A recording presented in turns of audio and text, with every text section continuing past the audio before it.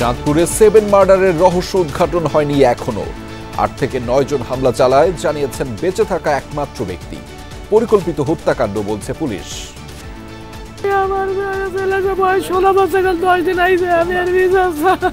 আমরা সরকারের কাছে, প্রশাসনের কাছে আমরা এই নিরাপত্তাহীনতা থেকে মুক্তি চাই। তাকে নিয়ে সন্দেহ আছে, প্রাথমিক কাজ শুরু করেছি, এগুলি আমরা বের করে ফেলব। আশুলিয়া শিক্ষার্থীদের পুড়িয়ে মারার মামলায় সাবেক এমপি সাইফুল ও 4 পুলিশ কর্মকর্তার বিরুদ্ধে ট্রাইব্যুনালের পরোয়ানা। শেখ হাসিনাকে ফেরত পেলে সুগম হবে বিচারের পথ। আমরা চাইব সরকার এই কাজের মাধ্যমে সফল হয়ে তাকে যদি আমাদের কাছে আনতে পারেন তাহলে বিচারটা আরো ভালোভাবে করা সম্ভব হবে। শেখ হাসিনাকে চেয়ে ভারতকে লেখা কূটনৈতিক পত্রের জবাব মেলেনি এখনো। প্রয়োজনে আবারও তাগাদা দেওয়ার কথা জানিয়েছে পররাষ্ট্র মন্ত্রণালয়। আইসিটি খাতে জয় ও পলকের নির্দেশনায় নেওয়া হতো অপ্রয়োজনীয় প্রকল্প, জানালেন তথ্য প্রযুক্তি সচিব। কারা কাজ পাবে নির্ধারণ করে দেওয়া হতো তাও। 17 বছর পর কারামুক্ত হলেন বিএনপি নেতা আব্দুস সালাম পিন্টু। গণহত্যার স্বার্থে জড়িত সন্ত্রাসীদের জায়গা হবে না বিএনপিতে, ঠাকুরগাঁয়ে বললেন মির্জা ফখরুল।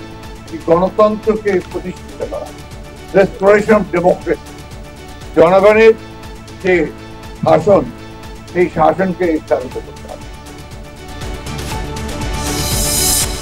ক্যাডার বৈষম্য রোধে 1 ঘন্টার কলম বিরতি কর্মসূচি পালন। উপসচিব পদে কোটা পদ্ধতি বাতিলের দাবি। বৃহস্পতিবার দেশব্যাপী মানববন্ধনের ঘোষণা। মোজাম্বিকে নির্বাচন পরবর্তী সহিংসতার শিকার বাংলাদেশি ব্যবসায়ীরা। একদিনে 2 শতাধিক ব্যবসা প্রতিষ্ঠানে ভাঙচুর, কমিউনিটিতে আতঙ্ক। ক্রিসমাস উদযাপনে দেশে দেশে নজর কাড়া সাজসজ্জা। উত্তর গোলার্ধের নিজ বাড়ি থেকে ভ্রমণে বেরিয়েছেন সান্টা ক্লজ। ইসরায়েলি বর্বরতায় রক্তাক্ত মধ্যপ্রাচ্যে এবারও নেই উৎসব।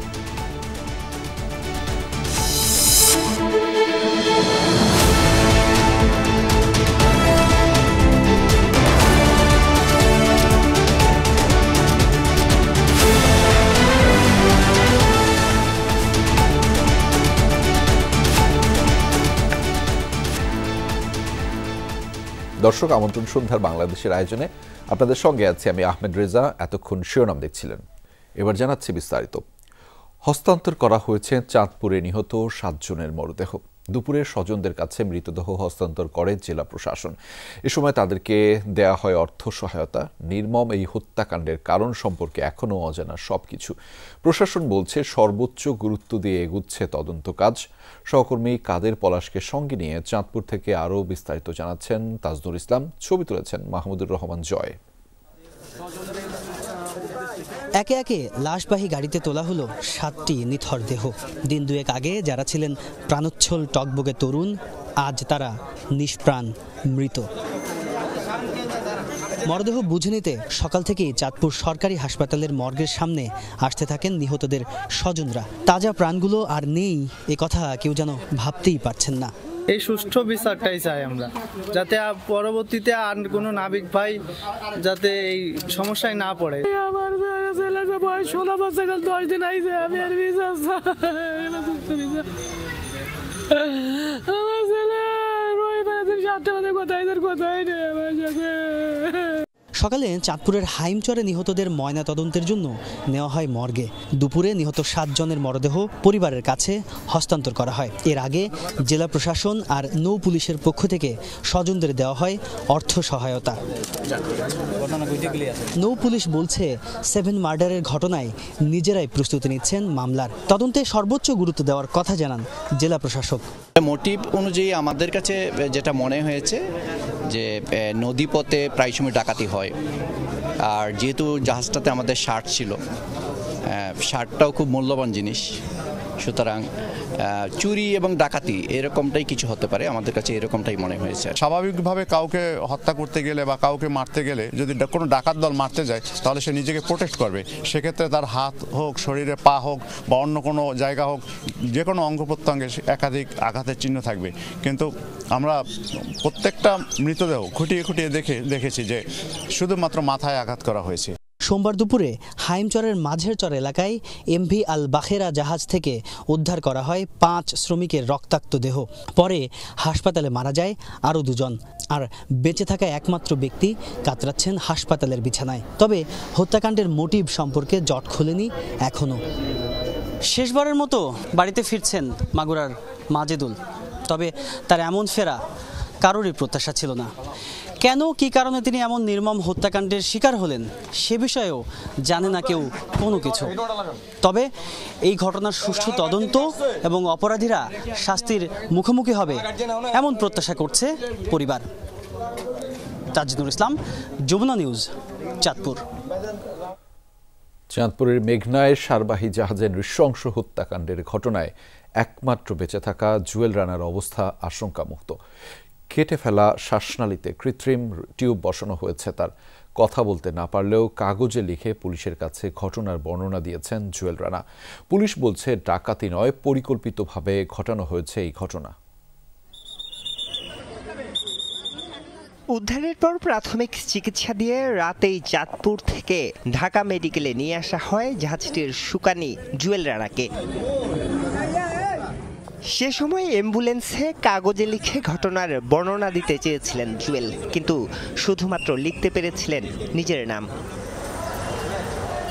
ঢাকা মেডিকেলের নাক কান গলা বিভাগে অপারেশনের পর অবস্থার উন্নতি হয় জুয়েল রানার।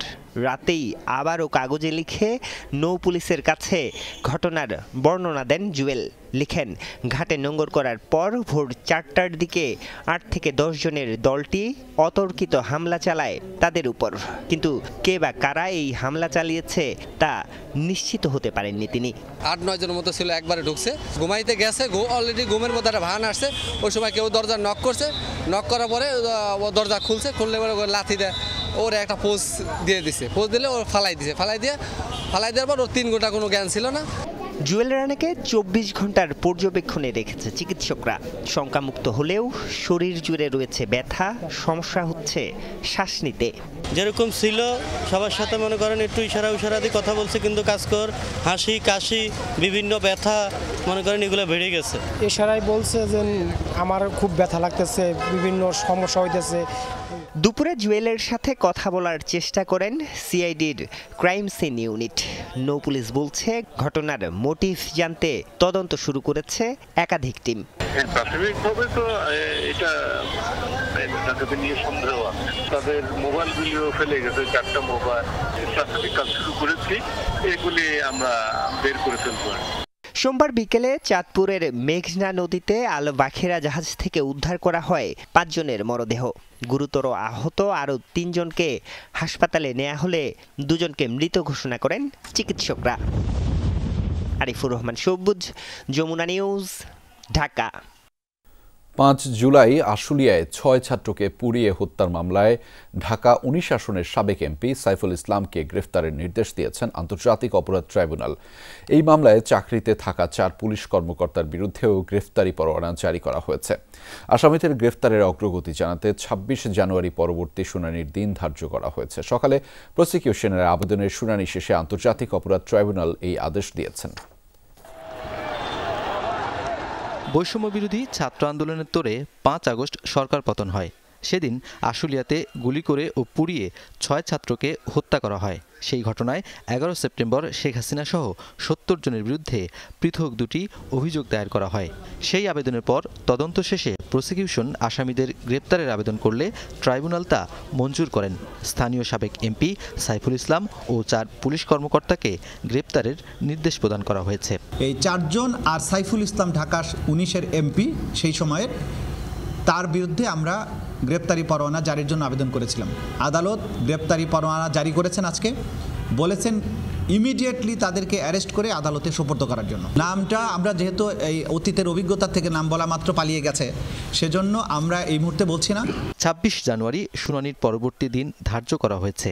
আরেক প্রশ্নের জবাবে চিফ প্রসিকিউটর বলেন, ভারত থেকে শেখ হাসিনাকে ফিরিয়ে আনা গেলে ভালোভাবে বিচার কাজ করা যাবে। আমরা চাইব সরকার এই কাজের মাধ্যমে সফল হয়ে তাকে যদি আমাদের কাছে আনতে পারেন, তাহলে বিচারটা আরও ভালোভাবে করা সম্ভব হবে। সুতরাং রাষ্ট্র এবং আমরা আলাদা কোনো বিষয় না, রাষ্ট্রের পক্ষ থেকে যেটা করা হয়েছে এটা আমাদের পক্ষ থেকে রিকোয়েস্টের মাধ্যমেই করা হয়েছে। মানবতাবিরোধী অপরাধের অভিযোগে গ্রেপ্তারি পরোয়ানাভুক্ত শেখ হাসিনাকে ফেরত পাঠাতে ভারতের কাছে চিঠি পাঠিয়েছে বাংলাদেশ। নূর নবী সরকার, যমুনা নিউজ, ঢাকা। ছাত্র জনতার আন্দোলনে নিহতের ঘটনায় আশুলিয়া থানায় দায়ের হওয়া কয়েকটি মামলা প্রশ্নবিদ্ধ। একটি ঘটনায় পরিবারের অজান্তে মামলা দায়ের করেছে অন্য কেউ। আরেকটি ঘটনায় দুজন নিহতের ক্ষেত্রে পৃথক 4টি মামলা হয়েছে। বাদী স্বজনরাই মামলা বাণিজ্য আর আর্থিক লেনদেনের জন্যই একই ঘটনায় পৃথক মামলা উঠেছে অভিযোগ করেছেন। দালাল চক্রের কারণেই এমনটা ঘটেছে স্বীকার করল পুলিশও। বগুড়ার সহকর্মী মেহেরুল সুজনের সহযোগিতায় আরও জানাচ্ছেন মাহফুজুর রহমান নিপু। ছোট ছেলের লেখাপড়ার জন্যই ছিলেন আশুলিয়ায়। ছাত্র জনতা আন্দোলনে বুলেটের আঘাতে সন্তানের মৃত্যুর পর আশুলিয়া ছেড়ে বগুড়ায় বড় ছেলের কাছে চলে যান বাবা মা। তবে ছেলে সাবুরের স্মৃতি তাড়িয়ে ফিরে তাদের। আশুলিয়া থানায় ভ্যানের উপর মরদেহ তোলার ভিডিও তোলপাড় সৃষ্টি করে দেশ জুড়ে। সেই ভ্যানেই ছিল 10ম শ্রেণীর শিক্ষার্থী সাবুরের মরদেহ। 5 আগস্ট গুলিতে নিহত হন সাবুর। ছেলে হত্যার বিচার পাওয়া নিয়ে সংশয়ে পরিবারটি। আশুলিয়া থানায় মামলা করতে গিয়ে দেখেন সাবুরের চাচাতো ভাই পরিচয়ে আগেই মামলা করেছেন শাহিদ হাসান নামের এক যুবক। সাবুরের পরিবার বলছে বাদীকে চেনেন না তারা। পরে তাদের মামলাও নেয় পুলিশ। আমরা যেখানে থাকি ওইখান থেকে একজন মামলা করেছে। ছেলেকে আমরা চিনি না, খুঁজো পাইনি, শুধু আমার নামটাই বানান ঠিক লেখছে। আর বাবার আমাদের দেশের সম্পূর্ণ ভুলভালতি দিয়ে করছে 119 জনের নাম দিয়ে। একটা মামলা বাণিজ্য করার জন্য এর পিছনে মামলা প্রতি মনে করেন যে 1 লাখ বা 2 লাখ টাকা করে নিয়ে সে মানে রাতারাতি কোটিপতি হতে চাইছে। কোনো নিরাপদ লোক যাতে মানে ইয়ে না হয়, ভোগান্তির শিকার না হয়, এটা আমি চাই। 5 আগস্টেই বাইপাইলে গুলিতে নিহত হন সুমন ইসলাম ও তৌহিদুর রহমান। দুটি হত্যার ঘটনায় আশুলিয়াতে মামলা হয়েছে 4টি। সুমন হত্যার ঘটনায় প্রথমে মামলা করেন তার মামা, পরে মা।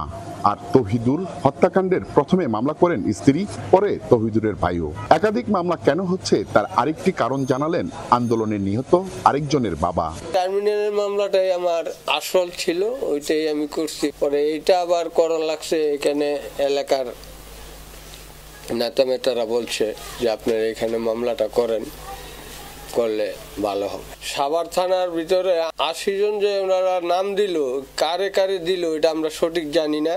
আইনজীবীরা বলছেন এভাবে মামলার কারণে বিচার প্রক্রিয়া বাধাগ্রস্ত হবে। এই সকল মামলা আমাদের প্রকৃত মামলাকে দুর্বল করে দিবে। সুতরাং পুলিশ অফিসারদের এই বিষয়ে অনেক সতর্ক হওয়া উচিত। মামলা গ্রহণ করার আগে এই সকল বিষয় যাচাই বাছাই করা উচিত। পুলিশও বলছে ছাত্র জনতা আন্দোলনে নিহতদের নিয়ে মামলা বাণিজ্য করতে সক্রিয় ছিল দালাল চক্র, তাই বিষয়গুলো তারা খতিয়ে দেখছে। এই দালাল চক্ররা ব্যবসা করার জন্য বা আসামি বিভিন্ন লোকজনকে আসামি বানায়া তাদের কাছ থেকে একটা মানে অনৈতিক সুবিধা পাওয়ার জন্য হয়তো বিজ্ঞ আদালতে পিটিশন দাখিল করেছে, সেটা বিজ্ঞ আদালত থেকে থানাকে মামলা রেকর্ড করতে বলেছে। এরকম কিছু কিছু জায়গায় আছে। একই রকমের ভিকটিম রেখে যদি 2টা বাদী হয় তাহলে নিকটাত্মীয় দেখা হয়, আর দ্বিতীয়ত যদি নিকটাত্মীয় না থাকে তাহলে যেটা আগে হয়েছে সেটাকেই গ্রাহ্য করা হয়। আইনি ফাঁকফোকরে জুলাই আগস্ট গণহত্যায় জড়িতরা যেন কোনোভাবে পার না পায় সেজন্য সংশ্লিষ্টদের সতর্ক থাকার তাগিদ ভুক্তভোগী পরিবারগুলোর। মাহফুজুর রহমান নিপু, যমুনা নিউজ, সাভার। শেখ হাসিনাকে ফেরত চেয়ে লেখা কূটনৈতিক পত্রের জবাব এখনও দেয়নি ভারত। দিল্লি কি জবাব দেয় তার উপর ভিত্তি করে সরকার পরবর্তী পদক্ষেপ নেবে বলে জানিয়েছে পররাষ্ট্র মন্ত্রণালয়। মুখপাত্র রফিকুল আলম বলেন, ভারতের সাথে থাকা প্রত্যর্পণ চুক্তিতে কাউকে ফেরত পাঠানোর সুনির্দিষ্ট সময়সীমা নেই। প্রয়োজনে আবারও দিল্লিকে নিয়ে তাগাদা পত্র দেবে পররাষ্ট্র মন্ত্রণালয়। এদিকে জুলাই আগস্ট হত্যাকাণ্ড নিয়ে বিভিন্ন সংস্থা থেকে প্রয়োজনীয় তথ্য না পাওয়ায় জাতিসংঘ তদন্ত দলকে তা দিতে দেরি হচ্ছে বলেও স্বীকার করেছে পররাষ্ট্র মন্ত্রণালয়। 5 আগস্টের পর থেকেই দিল্লিতে অবস্থান ক্ষমতাচ্যুত প্রধানমন্ত্রী শেখ হাসিনার। সোমবার প্রত্যর্পণ চুক্তির আওতায় তাকে ফেরত চেয়ে দেশটির পররাষ্ট্র মন্ত্রণালয়ে চিঠি হস্তান্তর করেছে বাংলাদেশ হাইকমিশন। সেই চিঠি প্রাপ্তির কথা জানালেও তা নিয়ে কোনো প্রতিক্রিয়া জানায়নি দিল্লি। সরকারি চ্যানেলে আমরা কোনো উত্তর পাইনি। এই মুহূর্তে এটা নিয়ে কোনো মন্তব্য আমরা করব না, বরঞ্চ আমরা অপেক্ষা করব ভারত সরকারের উত্তরের জন্য। সেই উত্তরের উপর ভিত্তি করে বাংলাদেশ সরকারের পরবর্তী পদক্ষেপ নির্ধারিত হবে। এমনকি গত 4.5 মাস ধরে কি স্ট্যাটাসে দিল্লিতে থাকছেন শেখ হাসিনা তাও এখনো জানে না সরকার। আমি স্পেসিফিক্যালি বলতে পারবো না। ব্রিফিংয়ে প্রশ্ন আসে, ভারত কিছু না জানালে পরবর্তী করণীয় কি বাংলাদেশের? আর বিদ্যমান চুক্তিতে দুপক্ষ একমত হলেও কতদিনের মধ্যে ফেরত পাঠানোর বিধান তা নিয়েও আগ্রহ ছিল সাংবাদিকদের। আমরা একটা সময় পর্যন্ত নিশ্চয়ই দেখব, যে কোনো জিনিসের উত্তর দেওয়ার একটা স্বাভাবিক সময় আছে। যদি সেই সময়ের মধ্যে উত্তর না আসে তাহলে এটার আরেকটা তাগিদপত্র দেওয়া হবে, আবার জানানো হবে যে আমরা এটার জন্য উত্তর এক্সপেক্ট করছি। কিন্তু জুলাই আগস্ট হত্যাকাণ্ড তদন্ত করছে জাতিসংঘ। সেই তদন্ত দল প্রয়োজনীয় তথ্য পাচ্ছে না সরকারের কাছ থেকে, এমন অভিযোগেরও ব্যাখ্যা দেন মুখপাত্র। আন্তরিকভাবে চেষ্টা করছে এটা যত দ্রুত পাওয়া সম্ভব, এটা পেলে জাতিসংঘের তদন্ত কমিটির কাছে এটা পাঠিয়ে দেওয়া হবে। জানান, দিল্লি থেকে পোল্যান্ডের ভিসা নিতে গিয়ে বাংলাদেশি শিক্ষার্থীরা শিকার হচ্ছেন নানা হয়রানির। এ সংকটের সমাধানে পুলিশ সরকারের সাথে আলোচনা শুরু করেছে বাংলাদেশ। বাংলাদেশে যাতে পোল্যান্ডের দূতাবাস চালু করা যায় সে বিষয়ে পোল্যান্ডে অবস্থিত আমাদের দূতাবাস পুলিশ সরকারের সাথে আলোচনা চালিয়ে যাচ্ছে। মাহফুজ মিশু, যমুনা নিউজ, ঢাকা। সাবেক আইসিটি উপদেষ্টা সজীব ওয়াজেদ জয় এবং সাবেক প্রতিমন্ত্রী জুনায়েদ আহমেদ পলকের সরাসরি নির্দেশনায় অপ্রয়োজনীয় প্রকল্প নেওয়া হয়েছে। এসব কাজ কারা পাবে তাও নির্ধারণ করতেন তারা। বিকেলে সংবাদ সম্মেলনে এই তথ্য জানিয়েছেন তথ্য প্রযুক্তি সচিব শীষ হায়দার চৌধুরী। জানিয়েছেন, জয় ও পলক খুবই স্মার্ট, প্রকল্পে লোক নিয়োগ সহ বিভিন্নভাবে ভাগ নিত তারা। তথ্য প্রযুক্তি বিভাগের নানা অনিয়ম এবং দুর্নীতির চিত্র তুলে ধরতে বিকেলে ব্রিফিংয়ের আয়োজন করে আইসিটি বিভাগ। 12 সদস্যের কমিটি 2 মাস তদন্ত শেষে রোববার প্রতিবেদন জমা দেয়। আইসিটি সচিব জানান, পতিত আওয়ামী লীগ সরকারের নেওয়া তথ্য প্রযুক্তি খাতে চলমান 21টি প্রকল্পে অপ্রয়োজনীয় ব্যয় কমানো এবং দুর্নীতি বন্ধ করে প্রায় 7,000 কোটি টাকা সাশ্রয় করা যাবে। ডিভিশনের আওতায় 3টি প্রকল্প আছে, হাইটেক পার্ক অথরিটির আছে 8টি প্রকল্প, বাংলাদেশ কম্পিউটার কাউন্সিলের আছে 7টি প্রকল্প এবং আমাদের ডিওআইসিটি যেটাকে বলা হচ্ছে আইসিটি অধিদপ্তর এর 3টি, এই টোটাল 21টি প্রকল্প। আপনি হাইটেক প্রকল্পের পার্ক আওতায় যে প্রকল্পগুলো আছে এই প্রকল্পগুলোর প্রায় অনেকগুলোর মধ্যেই মানে পুয়ারলি সাইট সিলেকশন করা হয়েছিল, যে জায়গায় আসলে কোনো বিজনেস কেস নাই। তদন্তে দেখা গেছে দেশের বিভিন্ন অঞ্চলে হাইটেক পার্ক সহ অনেক প্রকল্পের বিজনেস কেস নেই। অনেক প্রকল্প নেওয়া হয়েছে শুধুমাত্র একটি পরিবারকে খুশি করতে। সচিব জানান, অনিয়ম হওয়া প্রকল্পের কাজ সীমিত করা হবে, প্রয়োজনে চুক্তিও বাতিল করা হতে পারে।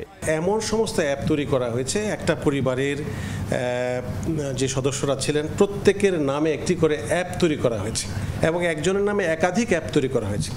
যে অ্যাপগুলোর আলটিমেট ইউজ তো আসলে হবে না, প্রকল্প তো চলমান, এখন কার্যক্রম একদিকে চলছে, আমরা যদি চলতে দিই এবং চলার পরের জন্য যদি আমরা অপেক্ষা করি তাহলে হয়তো ওই অপ্রয়োজনীয় খরচগুলো হতে থাকবে।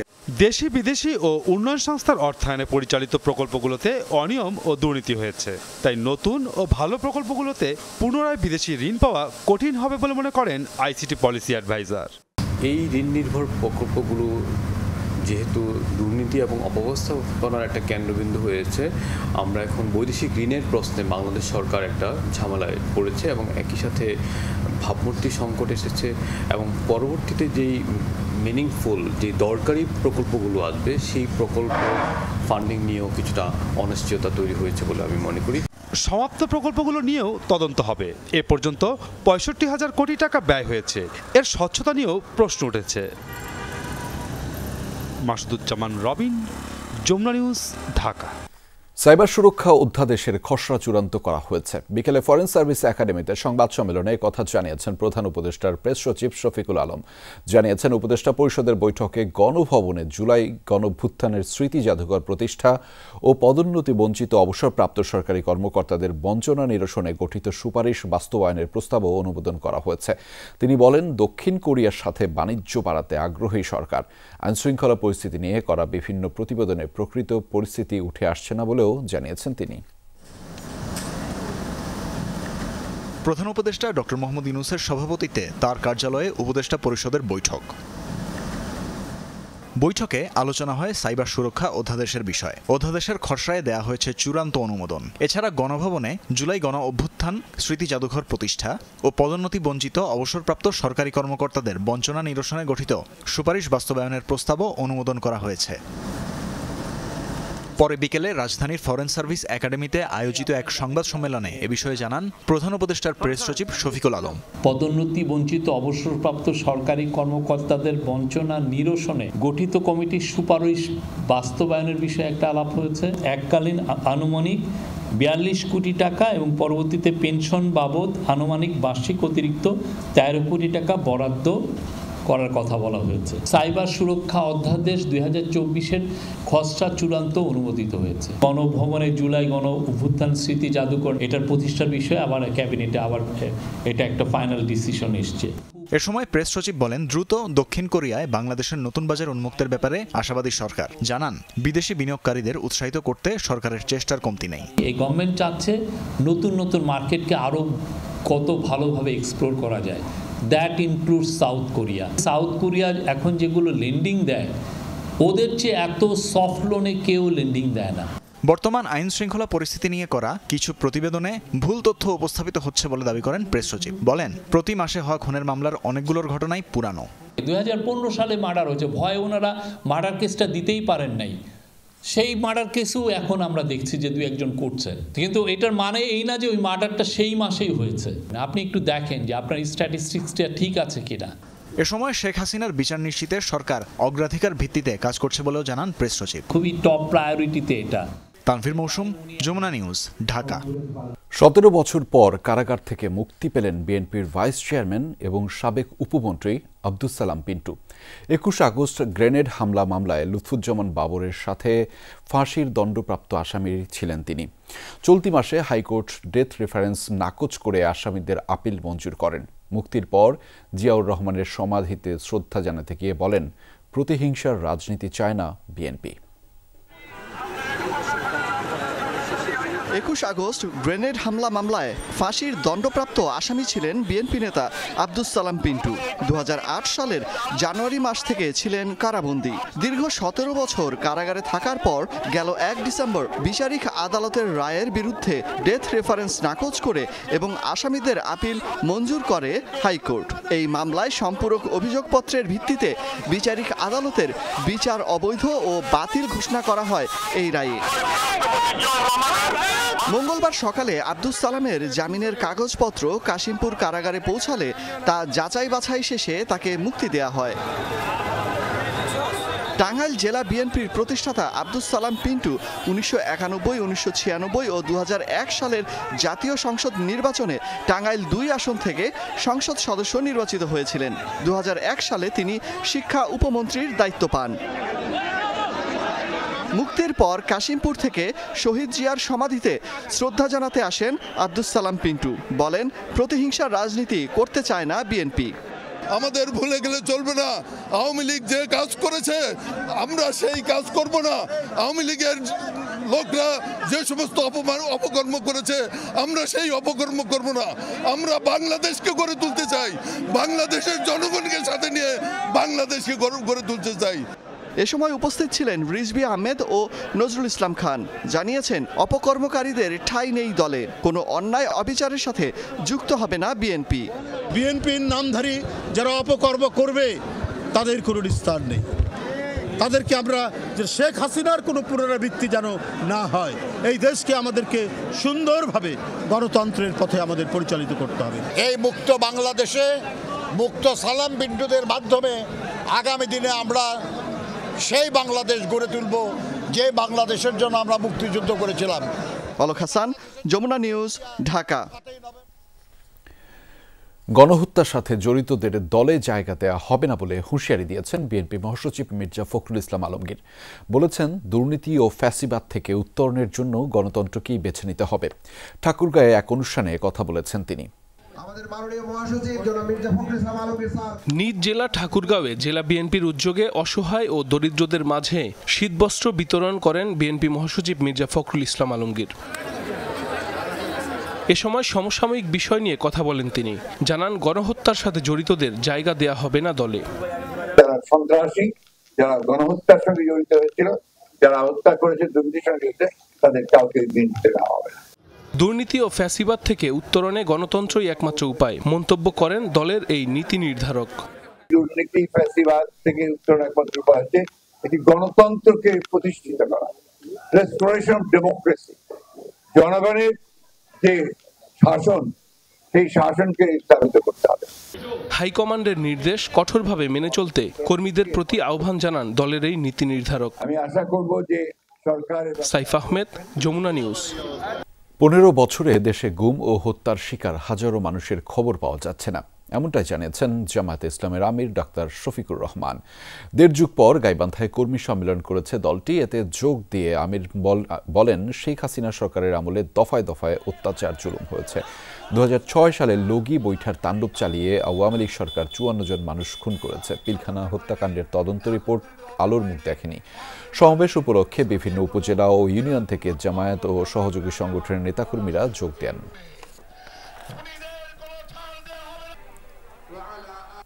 সাড়ে 15 বছর সারা দেশ জুড়ে ছোপ ছোপ রক্ত আর কাড়ি কাড়ি লাশ। এই দুষ্কর্ম করেছিল তৎকালীন সরকার। এই জন্য তাদের দিকে তীর পড়বে এই ভয়ে তারা কিন্তু রিপোর্টগুলো পেশ করেনি, জনগণকে জানতে দেয় নাই।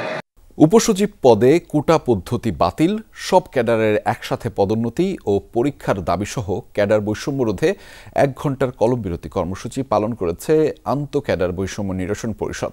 প্রশাসন ক্যাডার ছাড়া বাকি 26 ক্যাডারের কর্মকর্তারা এই কর্মসূচি পালন করেছেন। সব ধরনের দাপ্তরিক কাজ থেকে বিরত ছিলেন তারা। ধারাবাহিক আন্দোলনের অংশ হিসেবে বৃহস্পতিবার দেশব্যাপী মানববন্ধনও করবে পরিষদ। সরকার পরিবর্তনের পর আন্তঃক্যাডার বৈষম্য রোধে মাঠে নামে প্রশাসন ছাড়া অন্য 25 ক্যাডারের কর্মকর্তারা। পদোন্নতি সুবিধাকে ঘিরে প্রশাসন ক্যাডারের সাথে তাদের দ্বন্দ্ব এখন প্রকাশ্য। বিশেষ করে জনপ্রশাসন সংস্কার কমিশনের কিছু সুপারিশ নিয়ে এই বিরোধ চরমে। স্বাস্থ্য এবং শিক্ষা এটা আলাদা, আমরা এটা রিকমেন্ড করতেছি, এটা ক্যাডার করা রাখা যাবে না। এর অংশ হিসেবে প্রশাসন ছাড়া 25 ক্যাডার নিয়ে গঠিত আন্তঃক্যাডার বৈষম্য নিরসন পরিষদ 1 ঘণ্টার কলমবিরতি কর্মসূচি পালন করেছে।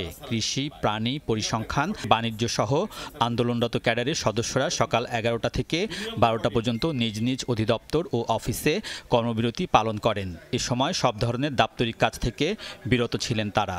একই পরীক্ষা দিয়ে সবাই আসে, সবাই মেধাবী, এখানে সমান মেধাবী।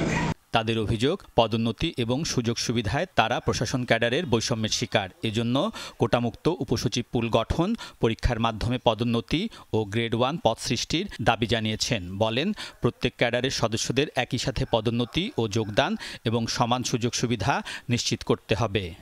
আমরা চাই কোনো প্রকার কোটা উপসচিব পদে থাকবে না। শিক্ষা প্রতিষ্ঠান বন্ধ থাকায় ঢাকা রিপোর্টার্স ইউনিটিতে সংবাদ সম্মেলন করেছে বিসিএস জেনারেল এডুকেশন অ্যাসোসিয়েশন। তারা জনপ্রশাসন সংস্কারের নামে বিসিএস শিক্ষা ক্যাডার বাতিলের সুপারিশের নিন্দা জানিয়েছে। অধ্যাপক পদকে 3য় গ্রেড করা ও বদলি নীতিমালা বাস্তবায়ন সহ 15 দফা দাবি তুলে ধরেছে। জনপ্রশাসন সংস্কার যেখানে প্রশাসনিক বৈষম্য নিরসন করবেন, সেখানে আমাদের মনে হয়েছে এটা আরো বৈষম্য বাড়িয়ে দেওয়ার জন্য। শিক্ষা ক্যাডার তার মধ্যে চরমভাবে বঞ্চিত এবং অন্যান্য চাকরিজীবীদের সাথে চরম বৈষম্যের শিকার। বিসিএস সাধারণ শিক্ষা ক্যাডার বহির্ভূত করার নীল নকশা থেকে সরে আসতে হবে। আমরা মনে করি অ্যাসোসিয়েশনের সাথে কোনো আলোচনা না করে প্রেস মিটের মাধ্যমে বিষয়টি জনসম্মুখে নিয়ে এসে শিক্ষা ক্যাডারকে হেয় প্রতিপন্ন করা হয়েছে, যা কোনোভাবেই উচিত হয়নি। আন্তঃক্যাডার বৈষম্য নিরসন পরিষদ বৃহস্পতিবার সারা দেশে মানববন্ধন কর্মসূচি পালন করবে। একটি সন্তোষজনক উদ্যোগ নিক। আলমগীর স্বপন, যমুনা নিউজ, ঢাকা। কুমিল্লায় মুক্তিযোদ্ধাকে লাঞ্ছিত করার ঘটনায় 5 জনকে আটক করেছে পুলিশ। আটককৃতরা হলেন ইসমাইল হোসেন মজুমদার, জামাল উদ্দিন, ইলিয়াস ভুইয়া, আবুল কালাম আজাদ ও ইমতিয়াজ আবদুল্লাহ সাজ্জাদ। তবে এখনও আটক করা যায়নি মূল অভিযুক্ত আবুল হাশেমকে। পুলিশ জানিয়েছে, ঘটনার সময়ের ভিডিও ফুটেজ দেখে তাদের শনাক্তের পর সোমবার রাতে জেলার বিভিন্ন স্থানে অভিযান চালিয়ে তথ্য প্রযুক্তির সহায়তায় তাদের আটক করা হয়। 5 জনের বিরুদ্ধে কোনো মামলা না থাকায় বিকেলে 54 ধারায় আদালতের মাধ্যমে আটককৃতদের কারাগারে পাঠানো হয়েছে। এর আগে 22 ডিসেম্বর 14 গ্রামের পাত্তাড্ডা এলাকায় বীর মুক্তিযোদ্ধা আব্দুল হাই কানুকে গলায় জুতার মালা পরিয়ে লাঞ্ছিত করার পর এলাকা থেকে বের করে দেয় আটককৃতরা। আফ্রিকার দেশ মোজাম্বিকে নির্বাচনকালীন সহিংসতা ও তাণ্ডব চলছে। হামলার শিকার হচ্ছে বাংলাদেশি মালিকানাধীন ব্যবসা প্রতিষ্ঠানও। একদিনেই বাংলাদেশি মালিকানাধীন 2 শতাধিক ব্যবসা প্রতিষ্ঠান ভাঙচুর, লুটপাটের শিকার হয়েছে। সহিংসতার সময়ে আহত হয়েছেন একাধিক বাংলাদেশিও। এমন পরিস্থিতিতে মোজাম্বিকে বাংলাদেশ কমিউনিটিতে বিরাজ করছে চরম আতঙ্ক। সহকর্মী নুরুল আলমের প্রতিবেদনে থাকছে বিস্তারিত। গত 9 অক্টোবর বিতর্কিত প্রেসিডেন্ট নির্বাচনে ক্ষমতাসীন দলের প্রার্থী ড্যানিয়েল চাপোকে বিজয়ী ঘোষণার পর থেকেই বিক্ষোভ সহিংসতায় উত্তাল মোজাম্বিক। 23 ডিসেম্বর দেশটির সর্বোচ্চ আদালত চাপোকেই বিজয়ী নির্ধারণ করায় আন্দোলন এখন রূপ নিয়েছে দাঙ্গায়। দেশজুড়ে চলছে হামলা ভাঙচুর, নিরাপত্তা বাহিনীর অস্ত্র লুট করে চলছে ডাকাতি। এই সহিংসতার শিকার হচ্ছে দেশটিতে বসবাসরত বাংলাদেশিরাও। সোমবার দুষ্কৃতিকারীরা বাংলাদেশিদের মালিকানাধীন 2 শতাধিক ব্যবসা প্রতিষ্ঠানে ভাঙচুর আর লুটপাট চালায়। আর 9 অক্টোবর থেকে হিসাব করলে এই সংখ্যা ছাড়িয়েছে 300। এ সময় আহত হয়ে হাসপাতালে ভর্তি হয়েছেন 2 জন। এমন অস্থিতিশীল পরিস্থিতিতে আতঙ্কে ঘর থেকে বের হচ্ছেন না বাংলাদেশিরা। লক্ষ লক্ষ টাকার মাল, কোটি কোটি টাকার মাল ভাই এক বাঙালি। গতকাল রাতে শুধু 200-র অধিক দোকানপাট লুটতরাজ করে, ঘরবাড়িতে হামলা করে অধিকাংশ বাংলাদেশিরা নিঃস্ব হয়ে গিয়েছে। এখন আমরা অনেকেই জানেন বইয়ে আমরা ওখানে ঘর বাড়ি ছেড়ে পার্শ্ববর্তী দেশে অবস্থান করতেছি। আমাদের দীর্ঘ 16 থেকে 17 বছরের রুজির টাকা 10 মিনিটের মধ্যে ধ্বংস। মোজাম্বিকে নেই বাংলাদেশের দূতাবাস। প্রতিবেশী দক্ষিণ আফ্রিকায় নিযুক্ত বাংলাদেশের রাষ্ট্রদূত জানিয়েছেন পরিস্থিতি পর্যবেক্ষণ করা হচ্ছে। ক্ষতিগ্রস্ত প্রবাসীদের সর্বোচ্চ সহযোগিতার আশ্বাসও দিয়েছেন তিনি। বাংলাদেশি যারা আছে ওইখানে বা মোজাম্বিকের সরকারি অথরিটি মাপুত্র যোগাযোগ করার চেষ্টা করছি। এখন দেখেন ওই একটা বড় ধরনের একটা কেওয়াস হচ্ছে আর কি, প্রায় রায়ট লাইক সিচুয়েশন, এবং পুলিশ ওইখানে শুনেছি যে অসহায়। আমরা আমাদের কমিউনিটি লিডার যারা আছেন ওদের মাধ্যমে আমি অলরেডি কথা বলেছি অনেকের সাথে, 5-7 জনের সাথে, যে যেন ওনারা ওনাদের মাধ্যম ব্যবহার করে, যোগাযোগ মাধ্যম ব্যবহার করে যেন বাংলাদেশিদের নিরাপদ থাকতে বলেন। মোজাম্বিকে প্রায় 10,000 বাংলাদেশির বসবাস, যার মধ্যে বেশিরভাগই যুক্ত ব্যবসা বাণিজ্যে। মোস্তফা মাহমুদ, যমুনা নিউজ। খ্রিস্ট ধর্মাবলম্বীদের সবচেয়ে বড় ধর্মীয় উৎসব বড়দিন উপলক্ষে বিভিন্ন গির্জায় গির্জায় চলছে শেষ মুহূর্তের প্রস্তুতি। ফার্মগেট চার্চ এলাকায় রয়েছেন আমাদের সহকর্মী শওকত মঞ্জুর শান্ত, তার মাধ্যমে জানাবো সেখানকার বিস্তারিত। শান্ত, বড়দিনের প্রস্তুতি আপনি কেমন দেখছেন? আজ কি কোনো ধরনের প্রার্থনা সভা রয়েছে কিনা সেটি একটু জানাবেন। প্রস্তুতি কিন্তু এখানে সম্পন্ন বলতে হবে, এবং সন্ধ্যা ঠিক 7:30টায় এখানে একটি আনুষ্ঠানিক প্রার্থনা শুরু হয়েছে, যে প্রার্থনা কিন্তু এখনও চলমান। এবং এখানে বলতে হবে যে খ্রিস্টান ধর্মাবলম্বীদের অসংখ্য ভক্ত অনুরাগী এসে কিন্তু এখানে জড়ো হয়েছেন এবং প্রার্থনারত রয়েছেন।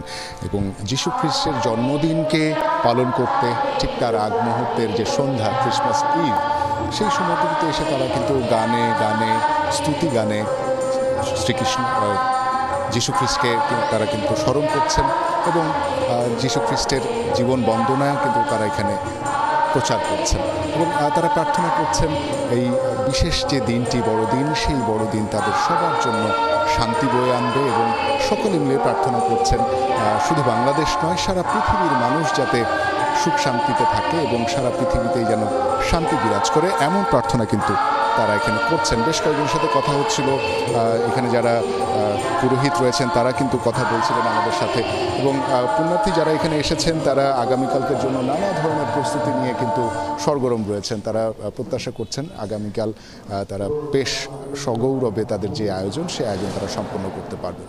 রেজা, সেই খবরের বিস্তারিত আপনার মাধ্যমে জানছিলাম। ধন্যবাদ শান্ত আমাদের সাথে যুক্ত হওয়ার জন্য।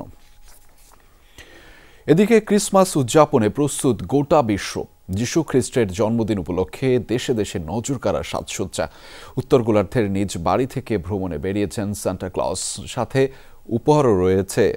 তবে যিশুর জন্মভূমি ইসরায়েলি বর্বরতায় রক্তাক্ত। দ্বিতীয় বছরের মতো মধ্যপ্রাচ্যে নেই আড়ম্বর উৎসবের আমেজ।